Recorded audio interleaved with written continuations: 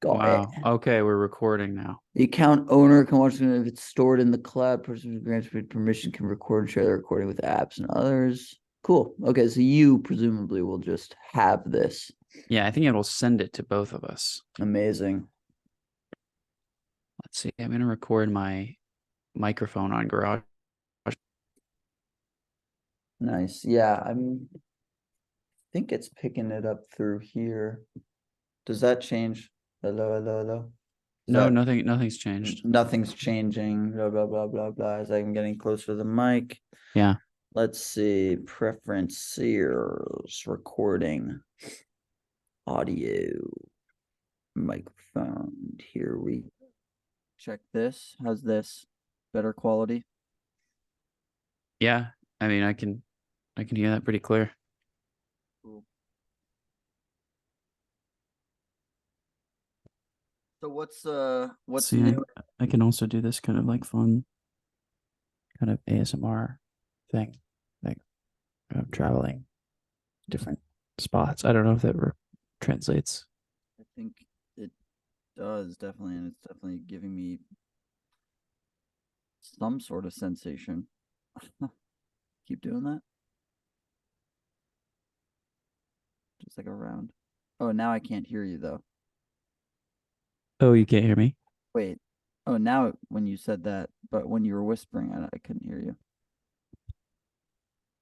Yeah, I can't hear that. That's interesting. Maybe turn your gain up or something. I'm gonna sort Gain. of have this like this. I'm hoping that if I talk this way, it will the sound will still happen here because I don't want to be Yeah. like this. Hi, Jacob. Hey, dude. Then you know what I mean? It's like what if you were just talking all the time, like at a slant, like Yeah. It just kind of we look like we're facing away from each other on my but like Zoom. your eyes really have to do the work. Yeah, I'm looking fully across. Eye strain. I wonder if that has a negative effect on the eyes. Straining them? Yeah, Can't be that bad. can't be that bad. I've Okay, so we're recording a podcast right now. recording them. Yeah, interesting, good ideas. Should we do a formal like, you know, introduction sort of a thing? Like, oh my gosh, Yeah, just get like a should huge we do amount of energy going. yeah, like a slate, like slate we're on. And it's the first recording of the podcast. It's the first recording of the podcast, and we are here. And by here, we mean what do we mean? We mean in different locations. I am Yeah, in a we are apart. location. I am in a different location than Jacob, Yeah, and thus and therefore, Jacob is in a different location than me, and it's that's good. something that we're just gonna have to deal with as audience members. Um, and we are all audience members in this. We're all audience members, and we are all recorders and podcasters' voices. Yes. What's been Let's on your mind? Dude, there's a lot on my mind right now. Talk to me. Um, yeah, just life, the pace of life is on my mind. Mm. How to, be my best self is on my mind. Projects, um, confidence. Mm. My my barber, who's kind of my enemy, is on my Yeah, mind. Jacob got a haircut today. We were talking earlier, so tell us about this. Let's start with this because and when you bring up the word enemy, my mind goes, wow, that's exciting. Yeah, yeah. Well, maybe I'm getting too excited. I think he probably wouldn't think of me that way, but just the experiences I've had with him are they're just so negative. Um, but there's sort of this challenge of like you're gonna come back and subject yourself to this again. And I sort of have done that now. This is the first time I've come back to him. I The went to first, him. Yeah, so okay. Here's the story. For years I've been getting my hair cut by this sort of groovy Bed-Stuy lady, and she's so sweet and was so kind to me, but I had to look in the mirror and realize that the haircut was not that good. It kind of changed over time. She was doing different things with it, but it just wasn't good. And one time I just desperately needed my hair to be cut short because I was about to go on a bike trip in a hot part of the country. And I didn't want big hair. I wanted little hair. But this lady had moved away temporarily, and I couldn't go get this like expensive haircut that I usually got. So I had to just go to the barber shop in my neighborhood. And I was like, oh, okay, well, maybe this won't be my favorite haircut, but um, it'll just be efficient for my purposes. However, I went to this one barber guy, and he gave me an excellent haircut. It was great. It mm, was short, but it looked good, and he was a friendly person. It was a bit of a different experience. It was a barbershop full of men, and he was like an Eastern European guy. He was young, but mm. um, he was a little more serious, but he was pretty okay. He was like seemed like a cool guy. It wasn't the same like sweet experience that this, Bed-Stuy lady had been sort of consistently providing for a while. But it was good, and the haircut was great. It looked so much better than what I thought it would look like. It was an upgrade. I imagine at this point you were conditioned somewhat to bad haircuts. I If was, yeah. going to the Bed-Stuy groovy lady, paying, you know, not exorbitant amounts of money, but you mentioned expensive and bad. Yeah, expensive and bad ultimately was the sad thing. The thing is my hair is big and curly, and so the haircut doesn't have to be perfect because the hair shape and the But will what it will just takes over and it makes its own shape. So the haircut really determines how it looks at the beginning and how long I have when it grows out before it starts looking crazy. right, And with the bad haircut, it was just when it got crazy, it got so crazy. Like she wasn't cutting my hair in a way that anticipated the way it would grow very yeah, well, yeah. which is what I need. You need someone who can almost assess your current hair follicle flow.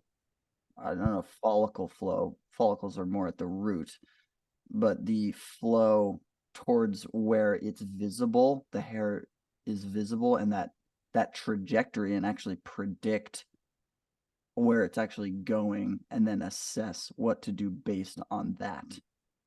Am I? You're completely right about that.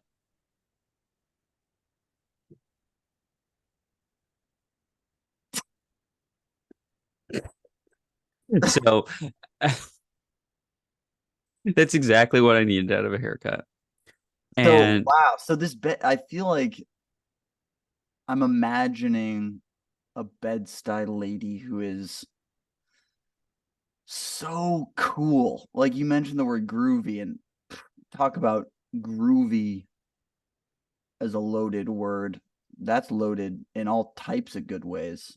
I'm 100%. thinking about someone who really is able to go with the flow, able to really vibe with it, so to speak, it being conversation, situations, Yeah, interests, we talked art, about we were talking artistic yeah, stuff. we were talking about artistic stuff, our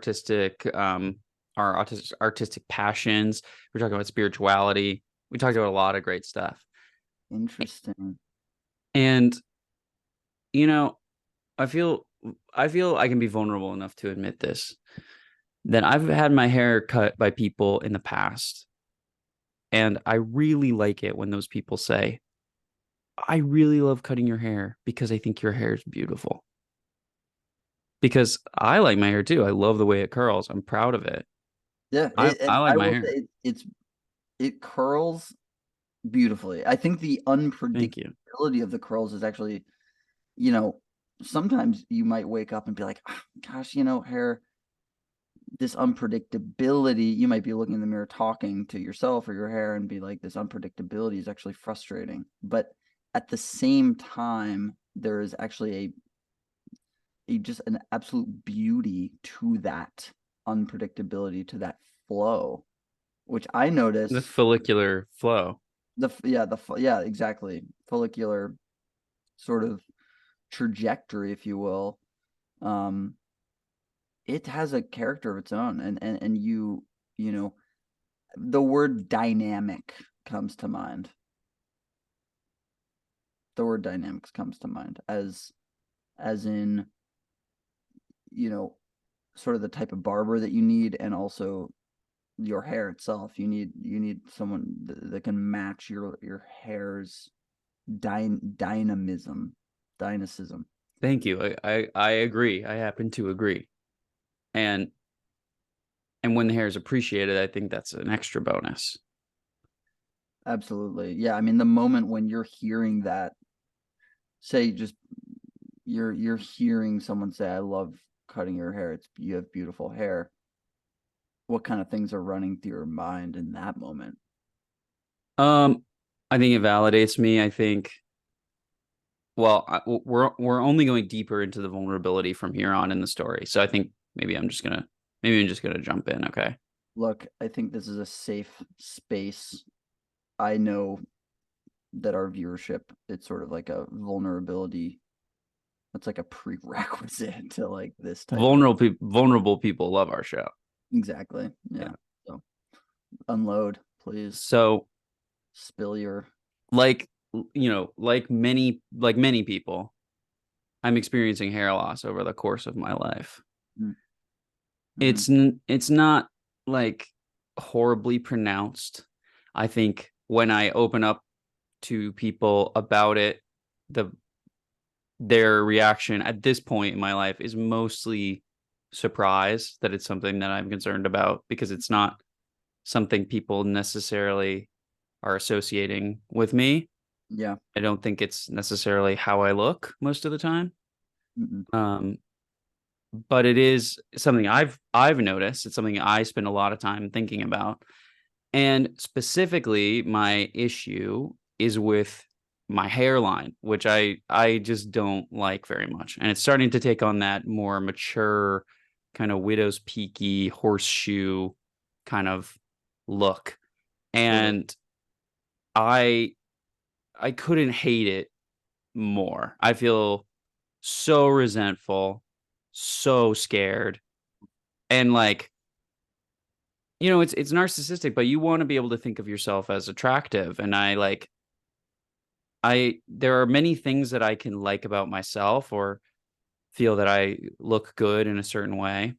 But to me, those things are completely worthless if I have this like maturing hairline that like ruins my face.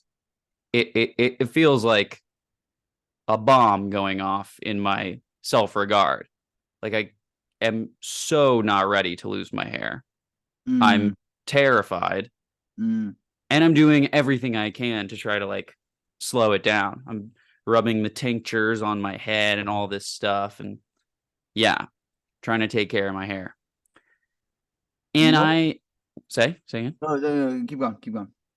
Well, I think I do okay most of the time, and I feel like there have been points in my life when literally I had more hair, but I was more panicked about it.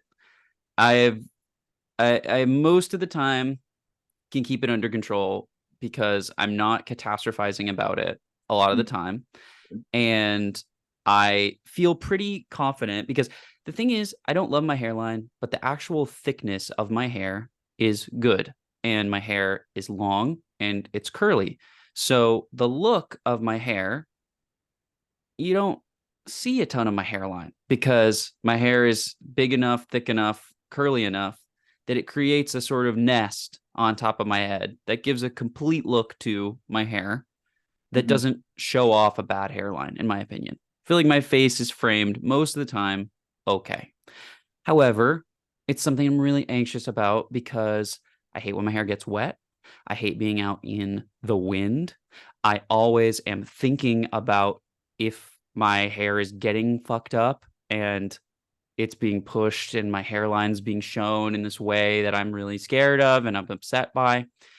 And it's something I'm always looking for in pictures. It's something I'm checking myself for all the time and has been for years. It upsets me greatly. It seems like it has a lot of power. It has a ton of power over me. And I don't love that. I guess I I wish I could just internalize the things that we all know to be true, that your appearance doesn't matter or whatever. But it's like I just don't. I can't really do that. I can't internalize that at the level of my emotions about it. Oh, yeah, I know. Yeah. Intellectually, we understand that, look, everyone, looks don't really, they're superficial. What the worthy pursuits lie elsewhere. The more worthy pursuits in life lie more in a personal, spiritual, intellectual, relational, these types of things, as opposed to these like superficial things that we give so much power. What's interesting to me is that I have never once noticed or thought, when I see you or your hairline, I've never once thought, oh, Jacob's hairline is receding, or like it's got a, I've never once noted that Well, I've been baiting you into saying that exact thing for this this whole whole time. episode since I've started talking about that. So I'm sure the dopamine. Anytime someone says that to me, it's like a little gem that I hold so You tightly hold in my hand that the corners cut it. I, the I corners of the gem, yeah, your hands are bleeding, and then in the mess, you look down, and where did it go? Where to go? Where totally. are the gems, right? Oh, Like, yeah. how many times have people said that thing, and then it's like, my thought is like, oh, do you keep a little treasure chest with all those gems? Do you cherish the gems? I imagine you lose them and you need the next one, or you have them, they're Yeah. never enough. That's the thing about compliments. Yeah, right now you've put me so much at ease, but by the end of the day, I'll need that again. You'll need it again. Yeah, you'll be Yeah, I'll totally need it your again. roommate, uh, Oh dear yeah. person, dear friend Rachel. Big Rachel, question that people really God close to me bless. in my God, life are hearing all the time is, do I look bald? Do I look bald? yeah. And Yeah. they're like, no, no. And then, yeah, And I can no, tell no. how And it's like, Jeb, insulting and Jeb, gross Jeb. it is for them to hear it all the time and just know that it's so not about them. It's not even a conversation I'm having with them. Right. I It's feel so more, guilty yeah. about it. It's like a reflex. Yeah. Well, what's interesting is that, despite all this maintenance and work, I mean, look at that head of hair. Turn that way. No, full profile. Go full profile. Look at so much hair there. You're not even like, Thank you, buddy. you're not even close. Like, and there's a lot of effort and work into maintaining that. You mentioned tinctures earlier, Yeah. various thinking leading into manifesting action, basically, right? We're talking about thinking things, manifesting them into action to prevent, in this case, baldness. And it's like, it's weird because it works. It's worked, like, you know what I mean. You're definitely not visually at risk of being viewed as someone who is going bald, or at risk of that, Yeah. right? Yet through those actions, you're almost reinforcing the initial The importance. Oh yeah, insecurity. absolutely. So it's like this thing of like, we find things that we are insecure about, and then we try and work on them, and then thus maybe externally or helps that thing, like, or if we're really insecure about, I don't know, what's an example? Say, oh my gosh, I have, you know,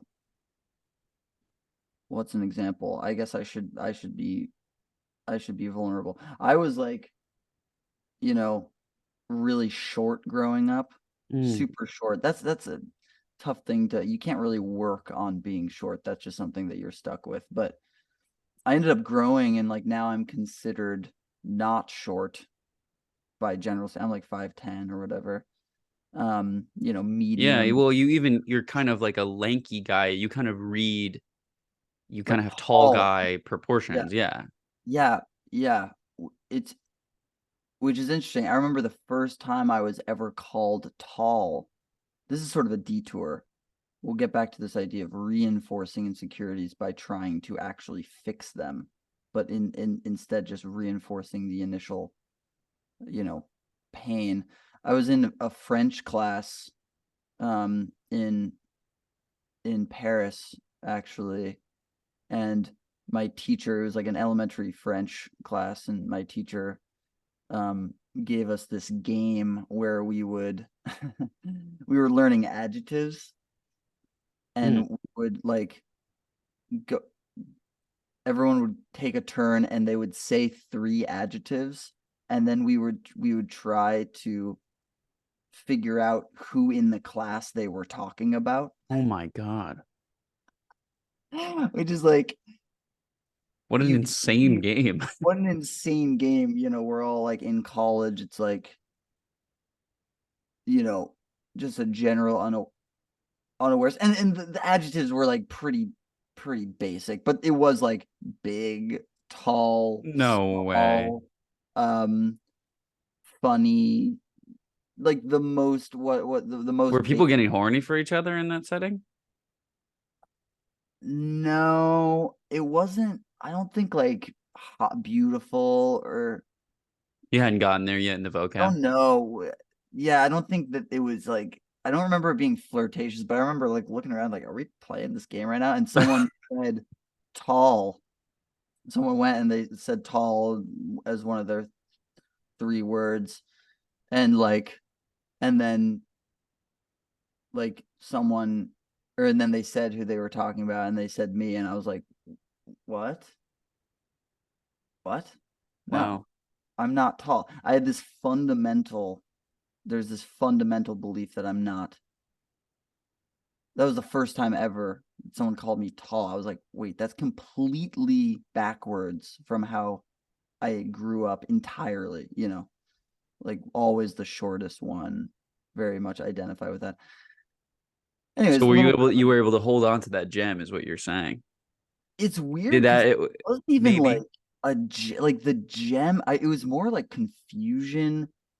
I guess like growing up, it's not even that I wanted to be tall. I just wanted to be like not short. So I Mm. guess it was like, sure, I'll take that. But then I was like, wow, I gotta like catch up internally with how people view me externally. You know what I mean? Like, if you view yourself so hard as growing as being bald, there's a, for example, there's a disconnect from reality there, because visually you just aren't. Mm. You know what I mean? So it's like bridging the gap between our view of ourselves and just the actual view. But dude, I Yeah, and actually then there's also like a fulfillment thing that happens too. like, Like there's the height thing. I don't know. I've observed this a lot in online spaces. Men online are super obsessed with their height. And actually, this has been really interesting because looking frantically into like hair loss stuff and how guys deal with losing their hair, because it's just like a huge community online of by the people way, trying I'm to. getting the image, just frantically looking, you just like clacking so fast on Mm, on the computer, just absolutely typing so hard to try and do this research. yeah, Continue. which I that's how I know I'm doing bad. Is like is like I'm like, The oh, speed at okay. which you type. It's like, online. it can't be something I know always in the moment, but it's like, if I take a step back and I'm like, okay, this is how many tabs I have open about this. Like, like this is what's up right now. Yeah. I Well, it could be sometimes I imagine sometimes it's good stuff like how to save the world. If you have 100 tabs on open about how do I save the world or world saving or how to stop the end of the world, et cetera, however best ways ways to contribute to saving the world. then you know you've had a good day. Yeah. How to save the world at work. Exactly. How to save the world in public at how to save someone else's world. Whoa. How to save smaller worlds, pets worlds, children. How to save World saving technique. technique, World saving technique for speed and efficiency. habits. Yeah, totally. Anyways, you were saying something about Oh fulfill. yeah, these online spaces. Well, it absolutely tips into stuff that is like we might consider like manosphere stuff. Mm, And which we have, there's so many associations with that, and I would it's certainly not good, but it's like guys that go online because they feel insecure or scared about something, and then they are treated to a bunch of content that completely like validates all their fears, teaches them to turn them up in their mind, teaches them it's like the only important thing. It sucks. right. Validating not as in like easing their concern. No, Like it's no, like just being like, validating is like, yeah, you should be worried about that because we're all here. Like the people that you're interfacing with are the people that are like oh also yeah, concerned about it.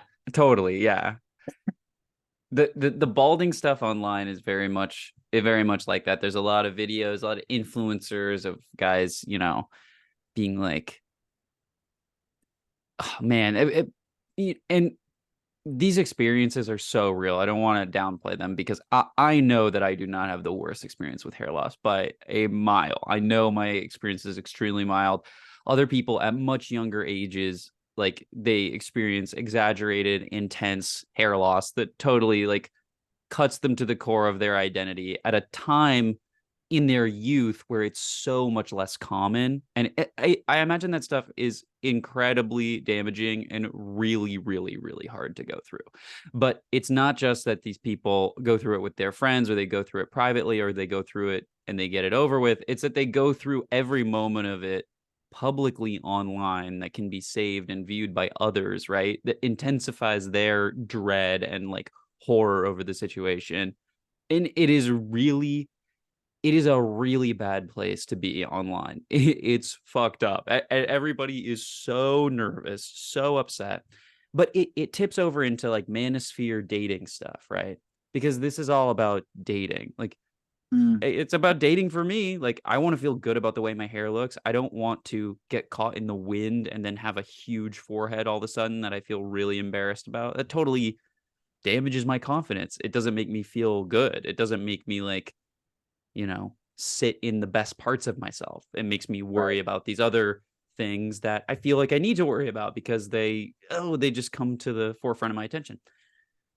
And yeah, a lot of that, man, I've talked so long without saying it. Height is a huge man dating online thing that Right. people are obsessed with. People are Right. obsessed over their heights. And you're saying you're 5'10". I feel like we have an interesting perspective on this because we're of similar height. I'm 5'9". And Mhm. 5'9" is an interesting height because it is some people, it depends on who you ask, but some people insist that 5'9" is the cutoff of like being short. That like if you're Hmm. 5'9", you're short, which is Like pretty the upper crazy. echelon cutoff. And this is according to these online. Yeah, so, some intent, just online bro culture, and people doing man on the street interviews of like, oh, what's your body count? How tall does a guy have to be? Type shit. Like people, men online are obsessed with getting women to admit that they won't date them because they're so short. It's so funny. And 5'9" seems to be, but 5'9" to me, 5'9" has been a beautiful height to be and experience because I've had such an interesting like thing with being 5'9" where I didn't realize it was supposed to be something I was like upset about. And there are other guys who are the exact same height as me who are so upset about it. Right. They couldn't be more devastated. And Wow. it just has never. Well, here's the thing. This is another. These are some gems that I can hold in my hands because I don't feel like they'll go nowhere. I feel like maybe I can keep these gems. Yeah. Bigger. Consistently, I'll be in conversations where height comes up, and I will say like I'll be like, oh yeah, I'm 5'9", and a lot of people will be like, really? I thought you were taller than that. And I've come to realize over time that it is 100% about it's like how you hold yourself. Yeah. 5'9" can't there are definitely guys out there who are probably 5'9", and people would identify them as such and maybe even Mhm. think that they're short. But Yeah. like 5'9" is this place where you can be tall or you can be short and you get to decide. You have to decide. And I never even like I feel so fortunate that I came to this late. I feel so fortunate that I wasn't still growing and like approaching my final height and getting nervous about being 5'9" or 5'10" or how tall I would get. I feel Were like if I was you younger, that would have growing up, destroyed my brain. were you average height growing up? Like were you No, I was actually, when you were talking about being short, I was actually short also when I was uh, a young kid. interesting? Yeah. And did that hold social currency? Like did you feel bad about being short at a young You know, age? Or were you like, it's so funny. I knew I was small. Like I always thought of it as being small and not as being short. Nobody yeah, ever yeah. called Well, me short, and I didn't think I was short, but I knew that other boys were like big and they could like they seemed to be able to just they had so much more energy and were like rowdier and they wanted to get like I definitely felt different from other boys. Like other boys were just like sorry to these men, but they were totally obnoxious. And yeah. I was like a little tattletale. Like I was just like, you guys are being so bad and you're rude and I hate how loud you are. Like this is lame. And in some ways I feel like, oh, maybe I was kind of right that they were being annoying and I had to be march to the beat of my own drum, but I was also sort of like a no fun asshole. But I don't know. I only learned I was short as a kid afterwards when I went back to my teachers and they were like, "Oh, wow, you grew. Like you were so short." They told me that. They were like, "You were so short when you were a little kid." And it's Hmm. like, "Wow." Okay. Glad that you didn't tell me that then, because it would Yeah. change my entire worldview. And even now you're teetering on, changing my worldview retroactively. Yeah. Interesting. Interesting that there was a correlation between size and obnoxiousness as a young kid. Yeah. I grew up Wow. playing sports. Um, so size was like held like social currency, I guess, via like sports performance. Specifically like, basketball is like my main sport. And at a certain point, other people just started to grow and I didn't. So Mm, it became something of like, okay, this is directly affecting like how much I can play on the team because other people are just growing, getting bigger. Tallness and size also I correlated. They were both linked. There was like anyways, very interesting. I do want to get yeah, back. well, that's a great reason that you would be more conscious of it. Yeah, exactly. It was just like valued by the culture I was in and by me because I loved playing sports and I wanted to do really well at them Yeah. and like fit in that regard. And it, yeah, very interesting stuff. huge huge effect on life trajectory, these things that we're insecure about at such a young age that later you can grow out of, or not really, that maybe no longer become the case. I guess baldness is actually sort of the opposite. It's like never something you're worried about in adolescence or really young. You're not even, it's not even on your radar at all. Oh yeah, Hair, when you're a kid, you look at bald guys and you go, man, well, they should just have hair like me. And you look at your own hair and you're like, well, this certainly isn't going anywhere. It's always been with me. yeah. Yeah, and like no one in your age group is going bald, so you're not like, oh, what if that happens to me? Yeah, Uh-oh. It's just like this distant, abstracted idea, somehow affiliated with certain adults, which like adults are their own complete abstractions when you're young. You know what I mean? Like adults absolutely. are like completely like, oh, adults are just completely different things. Like I don't, Oh yeah, they're basically different animals. they're different animals, yeah, and they just are, they sort of live to like serve the youth in certain ways, in whatever way, or they're just, or I just don't care or know what they're doing. Or adults also could be heroes. I don't know when you mean to generalize. I feel like I'm generalizing how kids think of adults, which I don't want to do. I don't want to do that because, No, it might be worth it to come up with some underlying principles about how kids think of adults. okay, I think kids think of adults as, you go, Inflexible. inflexible, meaning physically or like, Well, yeah, I mean, yeah, that's part of it. Yeah, that was always a thing as a kid where I was like, man, adults think they can't do things physically. They like think they can't run around. And it's like, wouldn't it be so much easier for you to run around? You're way bigger than me. Like you should be way faster than me. But true. adults always just want to not run, which is crazy That's to like their me. whole thing, right? It's Yeah, like at any chance they can, they're saying, "Oh no, you yeah, no, you go ahead. I'll." and that's almost impossible. It's almost impossible to get in that headspace as a kid of like, what are you talking about? Like, I've never been tired. I don't know what you mean by that. Like, what do you mean by being tired? Too tired to run? Right, You're and not therefore it's asleep. like we don't even question it. We just, it just cements the belief that adults are just completely different things. Totally. You know what I mean? Like you don't want to run. Like I have no way to relate to that. Yeah, You and know, I like mean, I'm but not. that's just one example, but I feel like that extends, that inflexibility extends. It's like, oh, you don't want to have fun. Oh, this fun thing that we're doing, you want to stop to do something worse. Like that's a big thing adults do. That it's Yeah, just like, what are you doing? yeah. It's like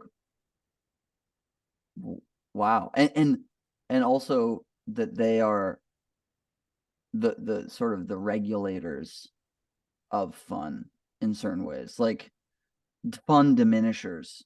Mm-hmm. If adults are around at any moment, the fun could stop.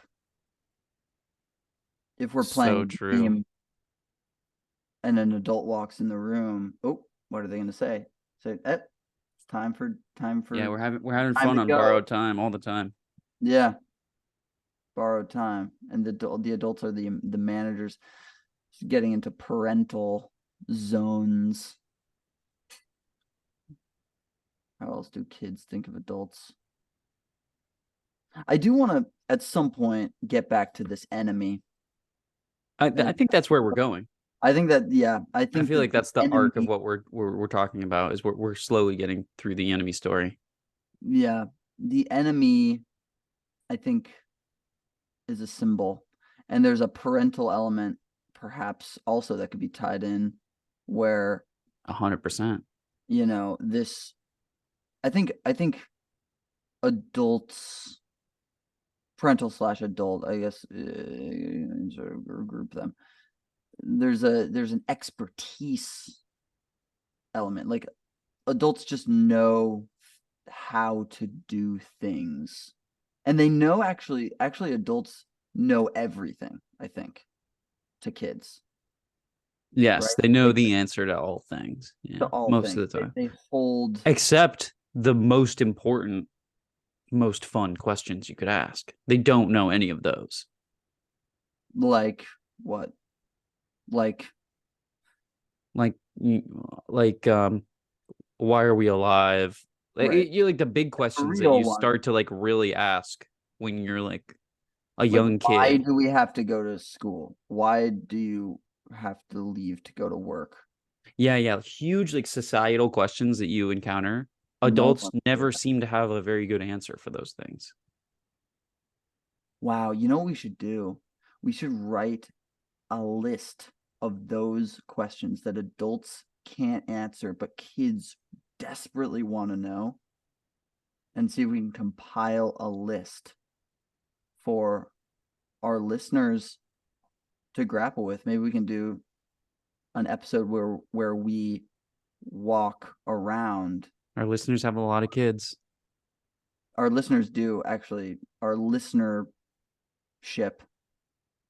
statistically has, I think, at least at least more kids than you would think. More than the average, yeah. Yeah, more than the average. What do you think it is about us that attracts these people? I mean, I think the proof is in the pudding. The fact that maybe like we're asking these questions, these going deep, deep, deep into things that people desperately want to know about, and that their kids maybe have been whispering or, you know, cooing into their ears, since when the kids were babies, asking what, why are people afraid of being bald? Yeah. Why are people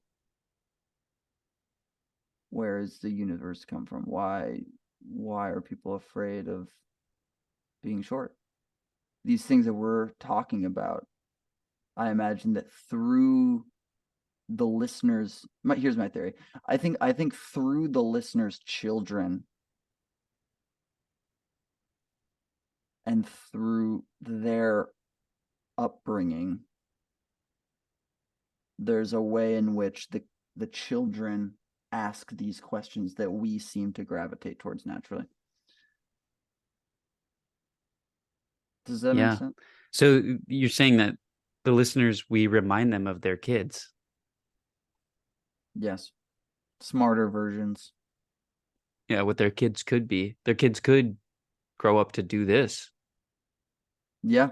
And there's like It's a comforting thought. it's a comforting thought. There's a manifestation element to that. Through our listenership listening to us, they are manifesting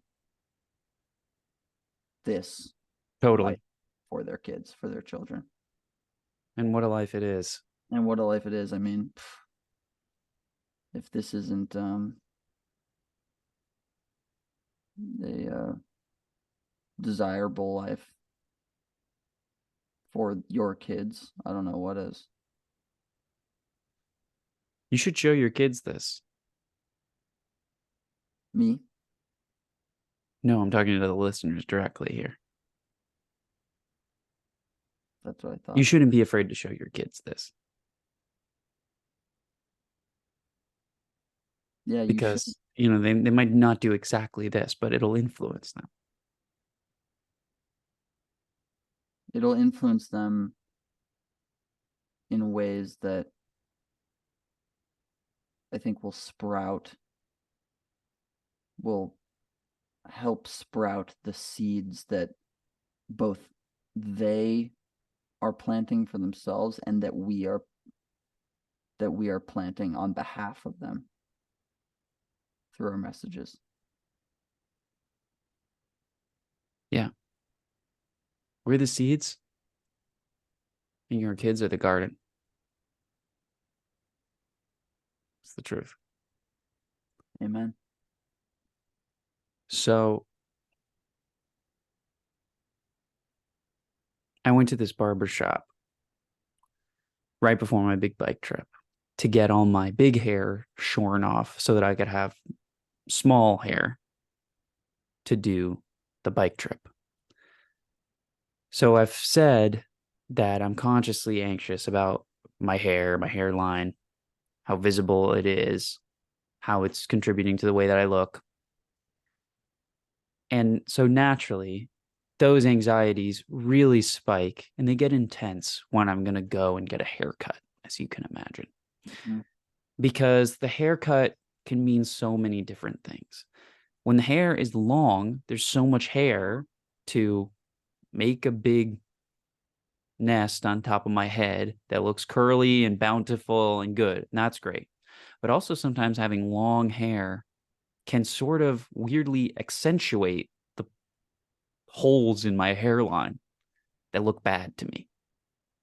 So sometimes getting my hair cut and getting it shorter, yes, there's less hair overall, but also like the divots in my forehead don't look so extreme when they are not like accentuated by so much hair. This is hard Mhm. to explain and a little easier to No, see. no, I mean, at the core, it's the higher you are, the harder they fall. The how the Yes. farther they are up, the harder down they fall down. That Yeah. clear So if you can just translate that idiom to just hair maintenance with a mature hairline, length. Yeah. I think you get exactly what I'm trying to say.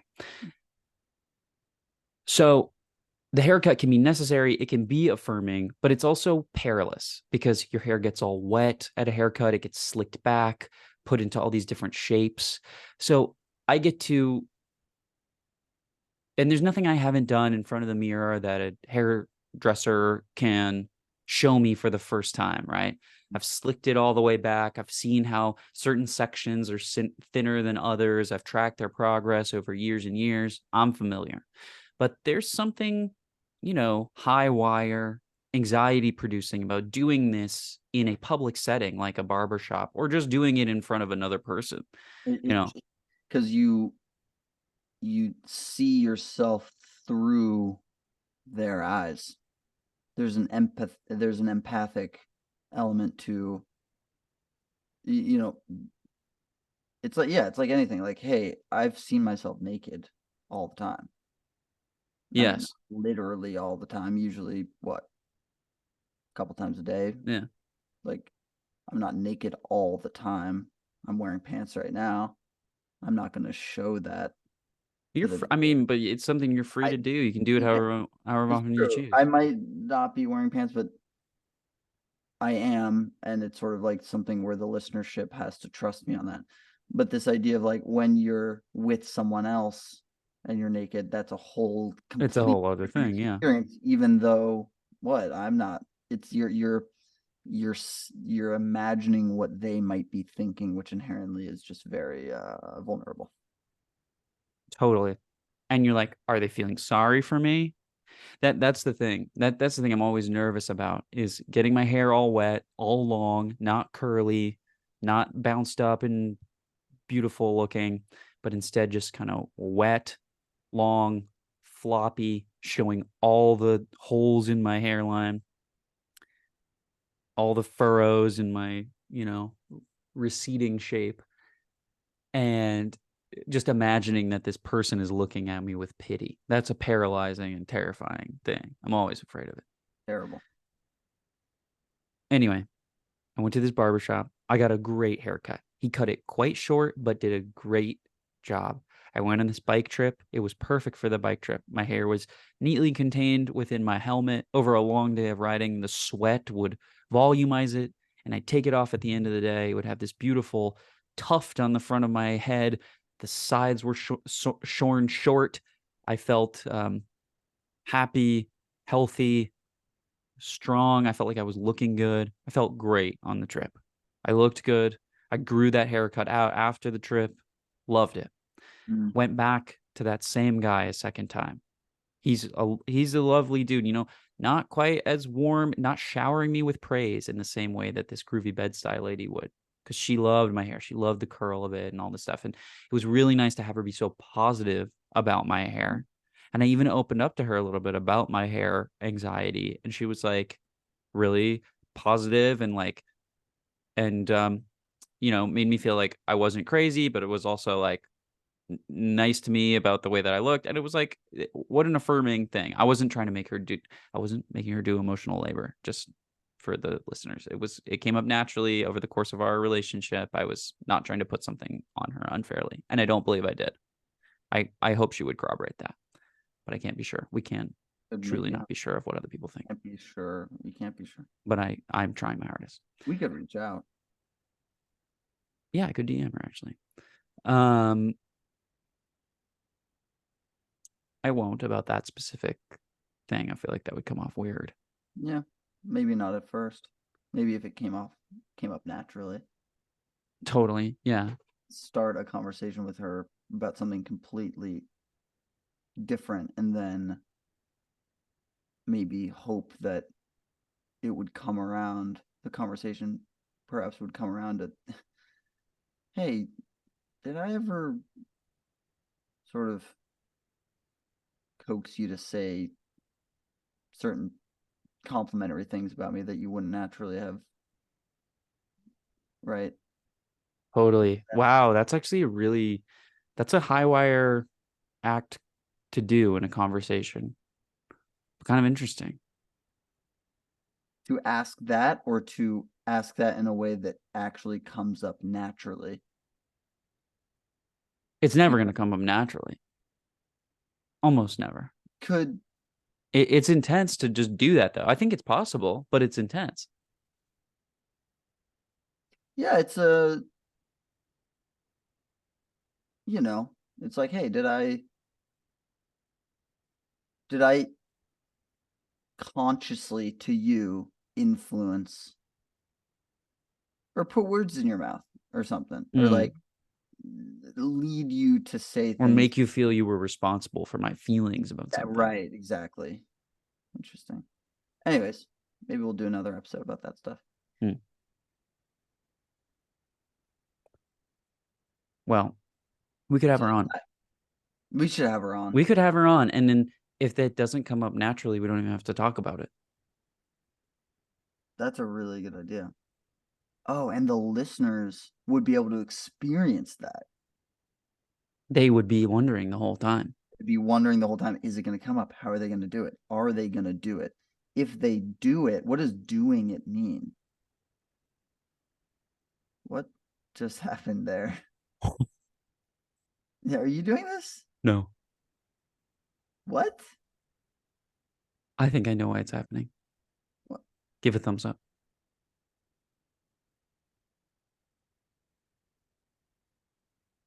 That well then it. Whoa! What is going on? What did I do? That? Yeah, basically, I think that's like a new software update on some of the Macs, and if you make certain hand gestures on the webcam, it'll start to like do different things. Jeez. Well, if like it, next thing I know, what if I smile, it's gonna do a bunch of smiley faces. I hope that happens in the future at some point. I want like every gesture to like every conceivable human gesture and like tick of the face like sets off a Have like huge a emoji chain avalanche of of, yeah.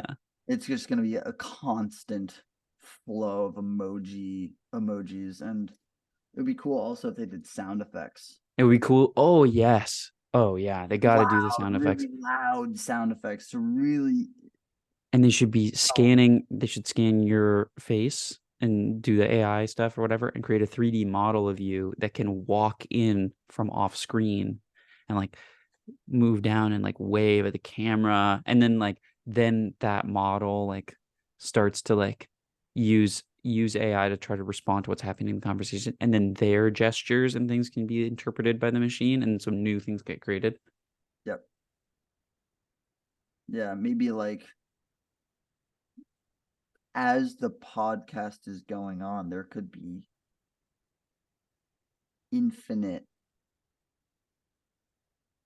variations of other podcasts of us going on.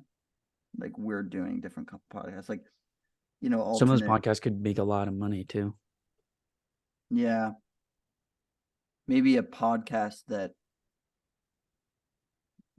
we that comes from the base podcast ends up being like actually really like popular and stuff. That would be cool. Yeah, I'm not sure I want money to change me that much. Yeah, I'm not ready to be rich yet. Yeah. Yeah, I think maybe this isn't a good idea. It would make us too much money. Yeah, we shouldn't like F with that right now, Yeah. at least. So how's this guy your enemy? So this barbershop, right? I start to have this thing of honesty, and I'm feeling like maybe I'm growing up a little bit. I don't need this lady to like, shower me with compliments about my hair while I'm getting this haircut that doesn't grow out that well. Um, and this other haircut is closer to my house. It's less expensive, which is huge. And it seems to just be cutting my hair into a better shape that grows out better. So I'm like, okay, I'm going to make the switch. I'm going to go there. I'm going to always try to find that guy who's been so nice to me. So I go in, and I see that guy. Sure enough, walk in. But I realize, oh, he's cutting somebody else's hair. And there's another guy there. Hmm. And this other guy is actually kind of similar to the first guy in terms of his profile. He's also Eastern European, young dude, seems a little bit gruff. He's not a touchy-feely type. But I know he's going to give me a haircut. So I sit down with him, and he's like, what number do you want? The number of the shaver. And I'm like, oh, I'm sorry. I don't know. I don't remember. He's so pissed at me. I just can't believe that I don't know that. He gets really upset. He's like, okay, whatever. He's just kind of quietly pissed, like fuming. And it just immediately colors the entire interaction. We're just going down a bad path now. So, I try to work with him, and I'm trying to be apologetic or whatever. And then trying to ask him Try to like, explain, look, I'm sorry I didn't know the number. Sometimes when things happen, I forget them. yeah, totally. How do you Or just explain like, what a normal thing to do? I'm not Like, a barber. I don't think about this all the time. yeah, Like, yeah, yeah, like I didn't even I wasn't aware of what my barber was doing because they were the one doing it. totally. Yeah, and It's hard to make that explanation without sounding condescending. totally. It was an inopportune time for me to say, "Hey, man, I'm sorry. I don't know about the barber numbers. Really, what I'm thinking about when I go to get a haircut is whether or not the person will make me feel safe because of my experience with my anxiety about my hair and my hairline." Yeah. So he gets to the cut. He's pretty rough with it, I gotta say. He's combing things out really hard, and he's pissed. He's obviously pissed. He starts talking about learning English because he's from Eastern Europe. He's learned English quite recently, like 4 years ago, he tells me. But he speaks very fluently and doesn't really have a strong accent. So he's Wow. like, yeah, he's worked really hard, clearly. He's Flex. like, he's obviously just having a bad day. He's like, man, I just don't like, learning another language is a mistake, man. There's too many things to hear. Most conversations I have in English aren't worth the English. And he just says it in this very pointed way that's like obviously about me. He's like being extremely mean to me. And we're like, okay, this is just the haircut I'm going to have right now. That's okay. It happens. Whatever. Trying to get through it. He cuts the sides, cuts the back. Pretty good haircut. I want him to cut the top. He starts kind of combing through it. He's like, oh, you have product in here? And I'm like, oh, yeah, sorry. I didn't realize I was going to come here today. And he's like, man, I shouldn't even cut this. It's just too tangled, whatever. Which is, it's kind of bullshit because you can spray down someone's head and like dissolve the product. And I didn't have like a ton of product in my hair. Like he Yeah, was we're just, not talking gobs of spike gel. yeah, he was pissed at me and like wanted to give me a bad haircut. So he did. He left the top of my hair completely untouched, and which is just like a shitty haircut. This is something you shouldn't do. You know, even if somebody wants the top of their head mostly left untouched, which is what I usually go for. I usually go for like, keeping more length on the top because it allows the curl to kind of come in. Totally. But right before he finishes, he's like, "Yeah, man, I don't want to cut this too much, and you kind of want to leave it because you just don't want to show your hairline." So he just needles me so directly in this way that we've now talked for a long time, conversations branching off of this, but the number one thing that I just don't like, and like it makes me feel so bad every day, Oh, dude, you have no idea. I crazy. the number one bit of financial planning I'm doing in my life consistently is how much money do I need to make before I can get the hair transplant surgery so they can fill in my hairline once and for all to make it. I don't want some crazy hairline. I don't want to redesign my face. I just want to like put all the hair in the hairline and never think about this again. Yeah, That's just like something free it that is up. a fantasy that I have literally every day. I want to fix this. I just don't want this to be a thing anymore. And it speaks to the wound that this gentleman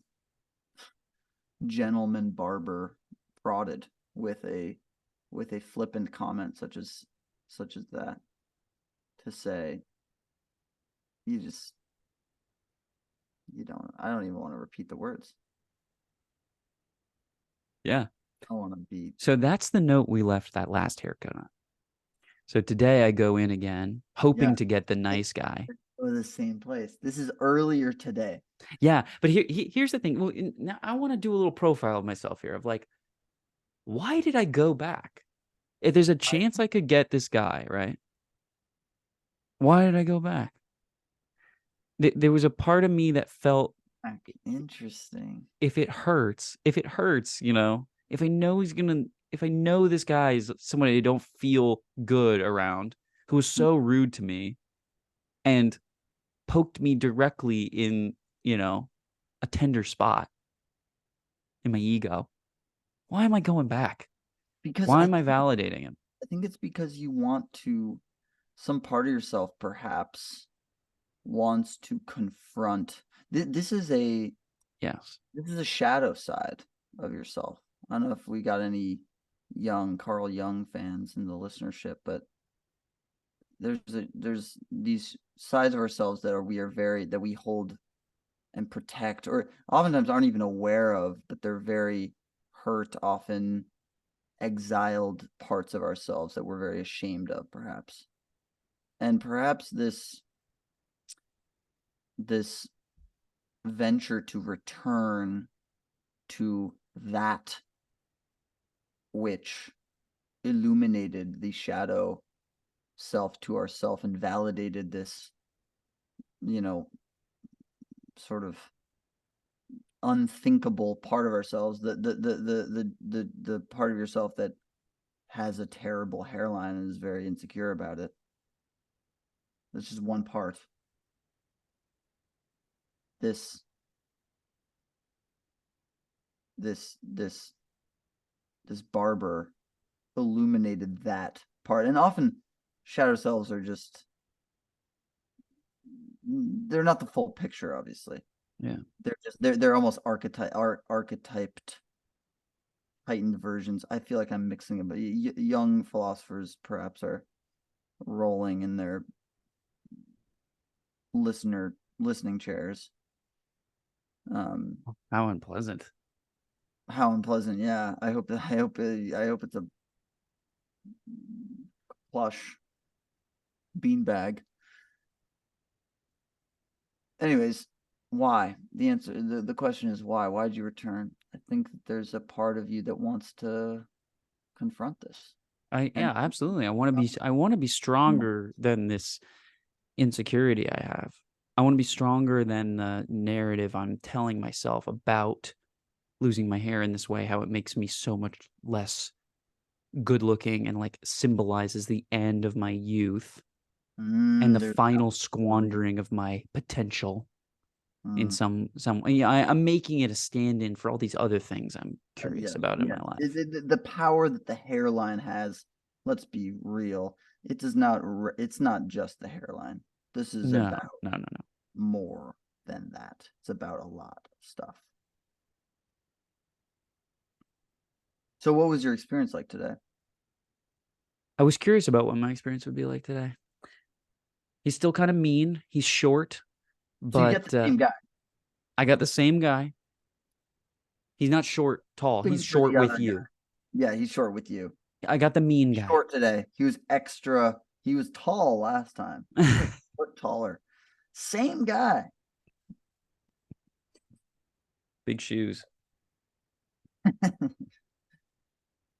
He's you're hoping for the other guy. I was Was hoping for the other he? guy. I come in, I get the mean guy's there. He's available. I'm like, okay, I gotta get the haircut. No one wants him. I know. I wonder if the regular clientele in there, if I could poll everyone and be like, is this guy mean? I wonder what they'd say. Yeah, I mean, maybe that's why he's always free. The thing that you could perhaps say to him that would really illuminate his shadow self is like, yeah, you're free again. I guess no one wants to no one wants to sit in the chair and be told about be told that they don't want to show their own hairline with from from your words saying that to the customer. Not very eloquent. I'm not good at insults I wish or you would. I retort. wish I could be there to hear you say exactly that to him. I mean, hey, apparently he's got pretty good English, so theoretically he could follow along. Yeah, you could piece your meaning together for sure. So he Yeah, was short. yeah, he was short, but he was less mean than the last time. Yeah, Didn't say maybe. anything about my hairline. Um, but he combs very roughly. It hurts. He scratches your ear with the comb. It was like, come on, Yeah. bro. Dude, you're kind of brutal. He was in a bad mood again, but a less bad mood than he had been in the last time. I knew to just shut up, didn't try to have a conversation with him, listen to what he said. And also, key, the first time I saw him, the mean guy, I I was like, at the end, I was like, hey man, I'm really sorry that I didn't know what number clipper that I would should have had. What number did you end up using so I can remember for next time? And he told me it was a number 5. And so I went in and I was like, I want you to help me tame the back and sides, getting too big. I want a little bit off the top, but not very much. I just want to keep the hair healthy. And can you use a 5? He was like, sure. So I passed his first test of knowing the number of the thing, which is the most important thing in the world to this guy.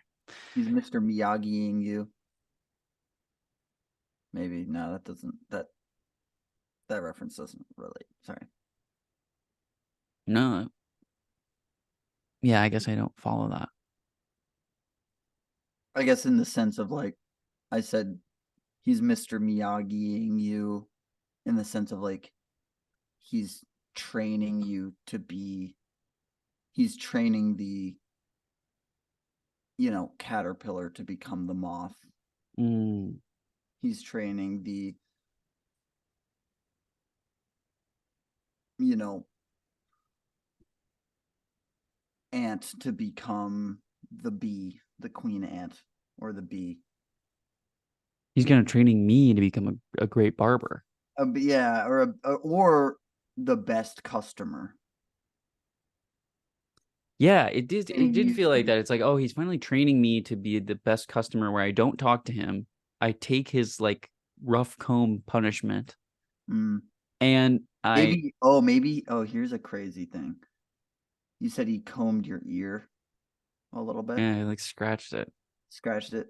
Maybe next time you'll like tape your ear in a way that would avoid the comb, Yeah, put a metal plate on my earlobe so then it can't scratch it. or that he does and he's like, good. He's like, he like Mm. tape your ears down so it like the comb wouldn't Oh my come God, in. that's perfect because then there's just no chance we're gonna have a conversation. He can't even talk to me. Your ears are closed. They're clapped closed.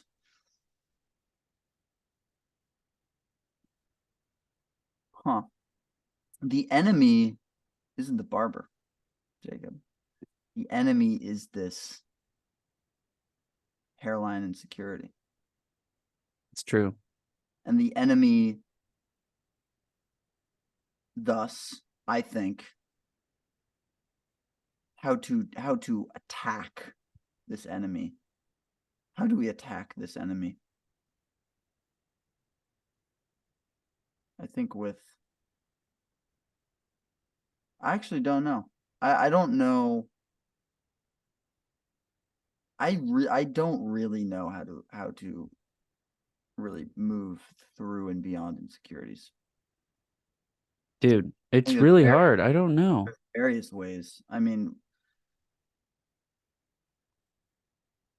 It's like the answer to many of those things is like hard work and consistency.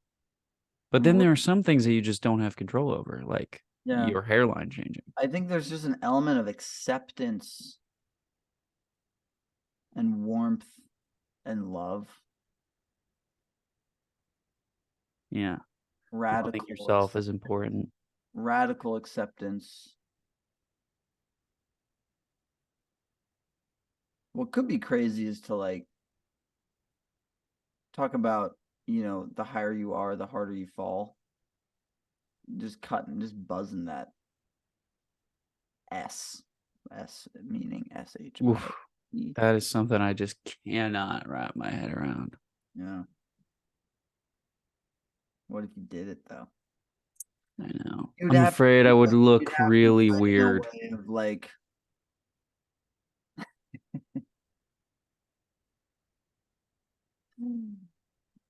yeah. I don't think you would. I think you would look sort of dope. But the thing is, it's like it's that thing you were saying about I would hiding. have to decide that I looked dope. You can choose. You Yeah. have. So that's where the enemy is actually you and your perception of the hairline. The barber Yeah. validated what you thought to be true, where you don't want to show. You don't want to show your hairline, and he said that, Yeah. which reflects probably upon his potential insecurity about hairlines. Oh, absolutely. Yeah. You know, potentially there's a bond that could be shared from that. You can Yeah. say, dude, I mean, this is the thing. He has to be receptive to whimsical conversation for you to engage with something like this, but to say, dude, like, what are your thoughts on hairlines? Like, how do you, like, what's the deal? Like, let's talk about hairlines, see what he has to say.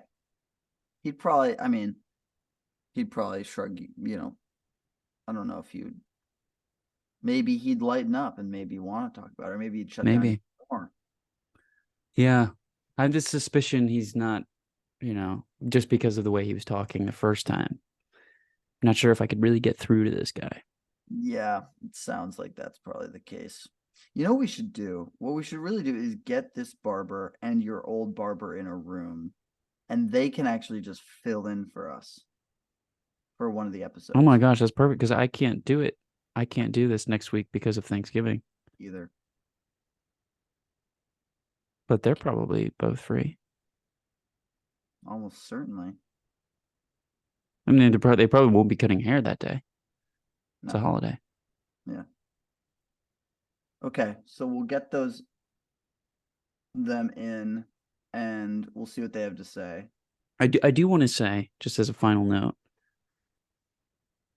I feel like he didn't give me as much shit today because I came in with more confidence. I had learned from the previous experience. I was not, because from the beginning of the interaction, I was so apologetic last time because he got me on my back foot. He was like, "What number do you want?" I didn't know. He made me feel so bad for it. So he knew he could like bully me. And this time he was still kind of an asshole. But, as he was fucking around with my wet hair, and it's all tossed back and looking as bare as it does and whatever, Mm, I just looked in the mirror and I was finding ways that I looked good. I looked dignified, good. you know, and he could tell that he couldn't give me shit about it. So he didn't say anything. Or maybe he just doesn't care. But it was a definitely better experience than the first time. And it's a better haircut. So that's something to be thankful for, I guess. Yeah. On the note of Thanksgiving, too. And Yeah. sort of how your perception and how you can sort of shape certain moments and certain interactions, or like everything's sort of a mirror in a way. Like how you view things becomes true in certain ways or something. Hmm. We got into a lot of stuff today. We There's did. a really cohesive through line. And I Yeah, think there's that, a lot of realness going on here. yeah, I think our listenership will hold this episode dear, as I have and do. Yeah, most of them. Okay, well, most of them will be playing it once for themselves, and then they'll probably be, they'll take our advice and play it again for their kids. Yep. When they are of age and have follicles of their own growing in, probably like within the first year birth. Yeah. It stimulates kids, to hear voices. Yeah. Yeah. Can make And kids intelligent to listen to podcasts. yeah. And it could really, hey, if anything, it could answer their questions so they won't have to whisper those into your ear all annoyingly. If anything, we're sort of doing these listeners a favor by answering these questions, and we would be doing them a favor by them showing their kids us and our podcast. Beautiful.